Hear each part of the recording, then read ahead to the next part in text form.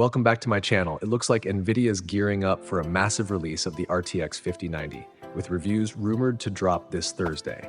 Meanwhile, AMD is trying to steal the spotlight with juicy RX 9070 rumors, and Intel's already made waves with their Arc B570 launch, which has gotten some pretty solid reviews, although with a few asterisks. So the new year's off to a wild start. But hey, it's 2025. We've learned not to ask how things could get worse. Grab your favorite drink, get comfy, and repeat after me. Yikes. Oh, and don't forget to hit that like button and subscribe to the channel. It really helps me out and lets me keep bringing you more videos like this one. Now, as we wait in this weird gap between GPU announcements and actual launches, we've got a ton of fresh details about NVIDIA's RTX 50 series, specifically the RTX 5090 and RTX 5080. According to NVIDIA, these cards are set to go on sale January 30th. So let's break down what's confirmed versus what's just a rumor. First, here's what NVIDIA's officially shared.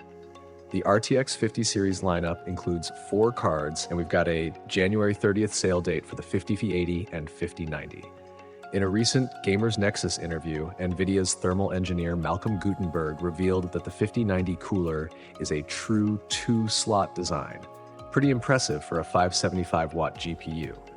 But, of course, we'll have to see how it performs in real-world tests. Now let's dive into the rumors. NVIDIA's benchmarks?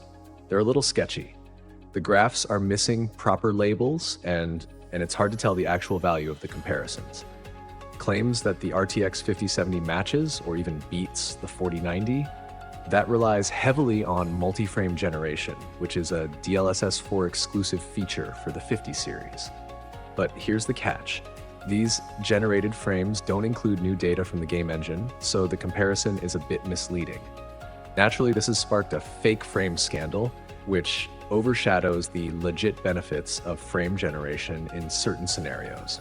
That said, early performance tests in Resident Evil 4 and Horizon Forbidden West show a 20-25% boost for the 5090 over the 4090. According to computerbase.da, the 5090's gen-on-gen performance improvement is about 33%, while the 5070 and 5070 Ti are around 20%, and the 5080 trail 10%. As for embargo dates, here's what's floating around. January 23rd for 5090 Founders Edition reviews, January 24th for partner cards, and RTX 5080 coverage starting January 29th. The 5070 and 5070 Ti are expected sometime in February, but those dates are still TBD. Geekbench leak suggests the 5090 outperforms the 4090 by 26 to 37% in Vulkan and 7 to 15% in OpenCL. Pricing, it's all over the place. Rumors show partner cards like $1,400 for the 5080 and $2,800 for the 5090, but early pricing leaks are usually unreliable. The bigger question, will stocks meet demand, or are scalpers going to have a field day come January 30th? On the AMD side, there's a lot of chatter about the Radeon RX 9070 and 9070 XT. While AMD didn't officially announce these at CES, reviewers have hinted at enough details to fuel speculation. AMD claims previous performance leaks were way off, and with confirmed 16GB VRAM, 33% more than the RTX 5070, AMD could undercut NVIDIA with pricing in the $400-500 range. If true, that's huge. Intel's also in the mix, launching the Arc B570 for just $220. With 10GB VRAM, it's a great pick for budget gamers. But heads up, if you're running a lower-end CPU, performance gains might not be as noticeable. And while the bigger sibling, the B580, is still hard to find, the B570 delivers solid value right now. Speaking of big wins, Chinese overclocker Wix just set a new record, pushing Intel's 14900KF to a whopping 9.112 GHz using liquid nitrogen cooling. That's right, liquid nitrogen. It's an impressive feat and a testament to the overclocking potential of Intel's Raptor Lake CPUs.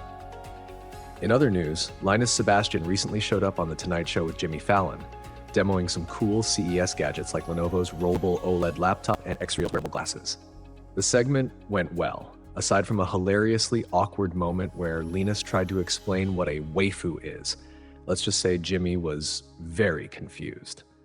Finally, on a more serious note, TikTok might be facing a US ban over security concerns unless it finds a US-based buyer. This has led users to explore alternatives like Xiaohongshu, aka Little Red Book, which ironically has even murkier government ties. And that's all for this week's tech news. If you enjoyed the video, make sure to like, comment, and subscribe for more updates. Oh, and what's in the box? You guessed it. It's a 5090. See you next time.